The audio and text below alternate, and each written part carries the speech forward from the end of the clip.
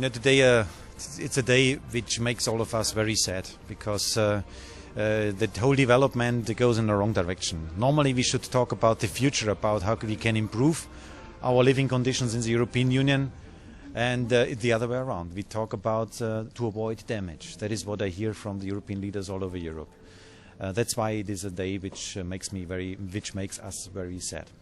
Again, I want to underline that it's an historic mistake, the decision of the British voters to vote for the Brexit, but we respect this historic mistake.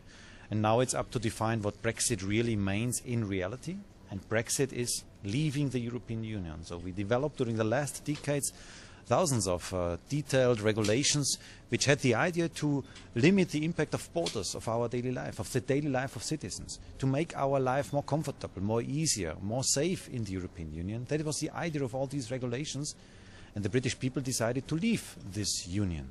So it will be not so comfortable anymore, it will be not so safe anymore, and it will be not so economically strong anymore. That is what we will face. So it is really a very negative day. I can say for the European Parliament, we are the Parliament of consent at the end. So finally they have to come to us to ask for the support. My wish is first of all that they take the Commission and the authorities on the Council level take the ideas and the requests from the European Parliament during the next 2 years carefully into account, because we have to say yes at the end to such a treaty. The procedure is clear. We talk first of all about divorce. And in a second step, we talk about the future relationship. So this approach presented by Michel Barnier is strongly supported among the members of the European Parliament. And finally, we have 3 aspects on the table which are in the center of our interest. First, it's about the citizens. 4.4 million citizens, British citizens in the European Union and EU citizens in Great Britain are touched, are living in a feeling of uncertainty for their legal status. And that is a point we have to immediately clarify.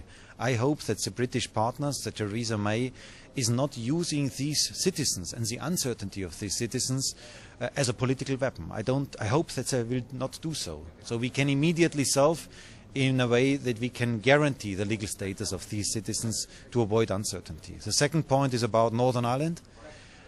We don't want to have a border there. We don't want to have a tax and problems for the peace process, which is already under risk. And having this in mind, we look to London that they can give us assurance that they also want to have no border between Northern Ireland and Ireland. And the final point is about the bill. In a normal divorce, the question of money is normally a very decisive one, a very critical one. And this, I assume, will be in this case the same. That's why we have to put it on the table. I don't want to talk about concrete figures, but one thing is clear. Those who fought in last year's election campaign or referendum campaign in favor of Brexit told the people that this will save a lot of taxpayers' money in Great Britain. And the bill debate, the bill question, will give the proof that this was a lie, that this will be very costly for the Brits to leave the European Union. All the commitments they gave during the last decades as normal member of the European Union have to be fulfilled.